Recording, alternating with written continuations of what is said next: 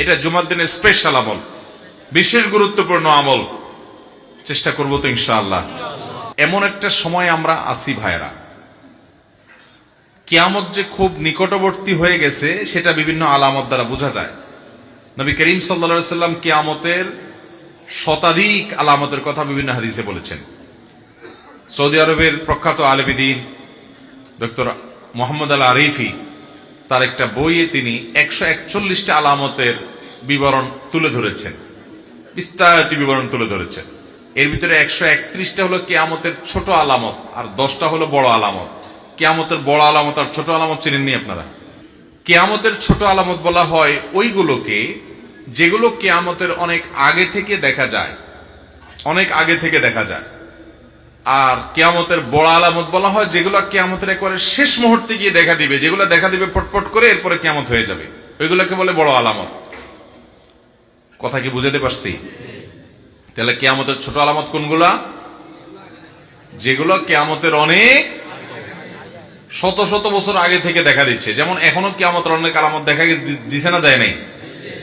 পোলাপান বেশিরভাগই বাপমার অবাধ্য, এটা কিয়ামতের আলামত, যে সন্তানরা বাপমার কি হয়ে যাবে?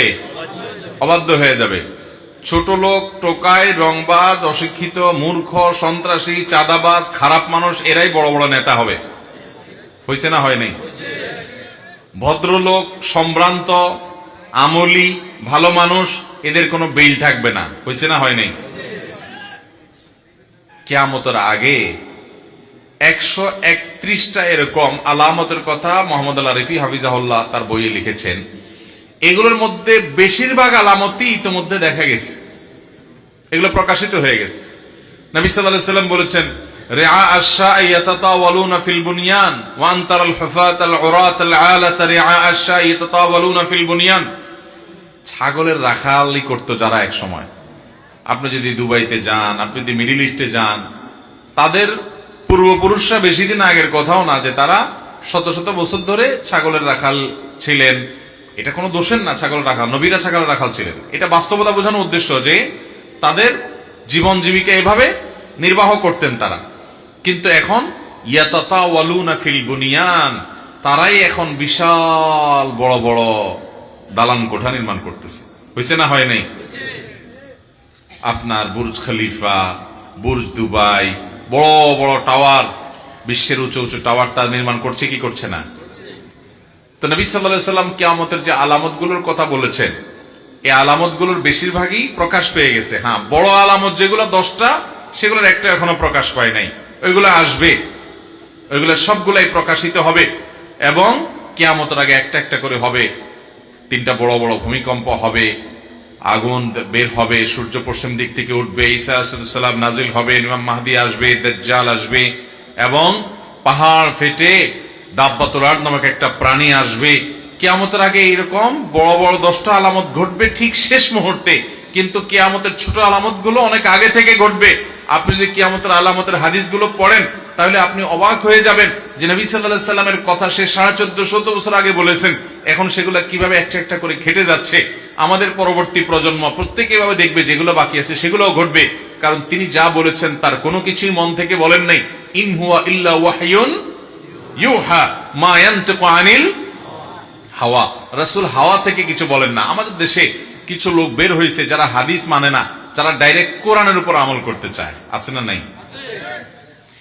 এই ভাইরা বলে না রাসূলের ব্যক্তিগত কথা আমরা মানবো না, আমরা শুধু কোরআন মানবো। রাসূলের ব্যক্তিগত কোনো কথা নাই ভাই। আল্লাহ তাআলা কোরআনে বলেছেন মা ইয়ানতিকু আনিল হাওয়া।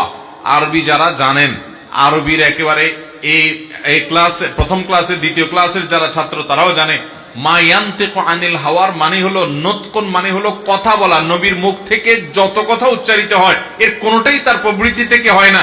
ইন হুয়া ইল্লা ওয়াহয়ুন ইউহা, যাই উচ্চারিত হয় সেটা ওহী, আল্লাহর পক্ষ থেকে উচ্চারণ করানো হয়। অতএব নবীজির সব হাদিস মানতে হবে কি হবে না? ভাইরা আমার, তো যাই হোক, যেটা বলছিলাম, কিয়ামতের আগে এই যে কিয়ামতের আলামতগুলো প্রকাশ পাইছে, যত কিয়ামত নিকটবর্তী হবে তত ঈমানদারদের জন্য ফিতনা সংকুল সময় আসবে। আপনি দেখবেন এখন খারাপ পথে চলতে কোনো অসুবিধা নেই, ভালো পথে চলতে গেলে অসুবিধা, ঠিক না ভাই? ঠিক। আগে মানুষের জন্য মিথ্যা কথা বলাটা কঠিন ছিল, কারণ সমাজে বেশিরভাগ লোক সত্যবাদী হইতো, মিথ্যা বা কথাবাদী যে সে ধরা পড়তো। আর এখন সত্য বলাটাই কঠিন হয়ে গেছে, ঠিক কিনা বলেন? এখন সত্য বলাটা কঠিন হয়ে গেছে না? আগে হারামখোরি কঠিন ছিল, এখন হালাল খাওয়াটাই কি? কিয়ামত যত নিকটবর্তী হবে, মানুষ ভালো থাকাটা বরং কঠিন হবে, আর খারাপ থাকাটা কি হবে? সহজ হবে। এরকম ফিতনা সংকুল সময়ে আমাদের ঈমান এবং তাকওয়া হেফাজত করা এটা চারটিখানি কথা না। নবী করিম সাল্লাল্লাহু আলাইহি সাল্লাম বলেছেন যে শেষ জামানাতে কিয়ামতের আগে ঈমান ধরে রাখা এটা হলো হাতে জ্বলন্ত কয়লা মুঠ করে ধরে রাখার চাইতে কঠিন। ওইটা যেরকম কঠিন কাজ, ঈমান রাখাটা সেরকম কঠিন কাজ। সেরকম সময় কিন্তু আমরা পার করতেছি এখন ভাইরা। এই রকম সময়ে আল্লাহ তাআলা আমাদেরকে, আমাদের ঈমানকে, আমলকে, তাকওয়াকে ফিতনা মুক্ত রাখুন। আমরা চাই কি চাই না? যদি চান তাহলে একটা বড় আমল হলো সূরা কাহাফ। সূরা কাহাফ নবী করিম সাল্লাল্লাহু আলাইহি ওয়াসাল্লাম বলেছেন, সূরা কাহাফ যে জুমার দিন তেলাওয়াত করবে এটা তার জন্য আলোর কাজ দিবে, আলো, লাইট, ফোকাসের কাজ দিবে। ফিতনার অন্ধকার, কোন দিকে যাবেন বুঝতে পারতেছেন না, এক একজন এক এক দিক ডাকতেছে। এই সূরা তেলাওয়াত করবেন, আল্লাহ তাআলা আপনাকে পথ দেখাবেন, আল্লাহ নিজে গাইড করবেন আপনাকে। ফিতনার সময় মানুষ দাজ্জালের ফিতনা, দাজ্জালি পনার ফিতনায় পড়বে, আল্লাহ আপনাকে হেদায়েতের পথে গাইডলাইন করবেন। এবং কিয়ামতের দিন যখন অন্ধকারে, ঘুটঘুটে অন্ধকারে মানুষ থাকবে, আল্লাহ আপনাকে গাইড করবেন। কিসের বিনিময়ে? সূরা কাহাফ তেলাওয়াত করার। বিশেষ করে সূরা কাহাফের প্রথম 10 আয়াত যদি কেউ তেলাওয়াত করে, আল্লাহ তাআলা তাকে দাজ্জালের ফিতনা থেকে বাঁচাবেন। এই ওয়াদা নবী সাল্লাল্লাহু আলাইহি ওয়াসাল্লাম করেছেন।